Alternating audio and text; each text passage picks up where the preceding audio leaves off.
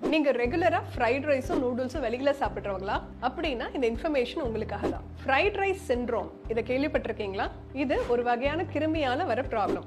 வாந்தி, உடம்பு முடியாம ரொம்ப டீஹைட்ரேட்டா வருவாங்க. இது எதனால வருதுன்னா பேசிலஸ் சீரஸ்னு ஒரு கிருமி. இந்த கிருமி ஸ்டார்ச்சி ஃபுட் வேக வச்சு வெளியே ரொம்ப நேரம் வைக்கும் போது இந்த கிருமி வளரும். இந்த கிருமி ஸ்போர்ஸ் ப்ரொடியூஸ் பண்ணும். இந்த ஸ்போர்ஸ் நீங்க சாதாரணமா சூடு பண்ணும்போது இறந்து போகாது. அது வயத்துக்குள்ள போகும்போது ஒரு டாக்ஸினை ரிலீஸ் பண்ணும். இந்த டாக்ஸின் வாந்தியை அதிகமா ப்ரொடியூஸ் பண்ணும். வாந்தி அதிகமா வரும்போது உடம்புல இருக்க நீர் சத்து குறையும்.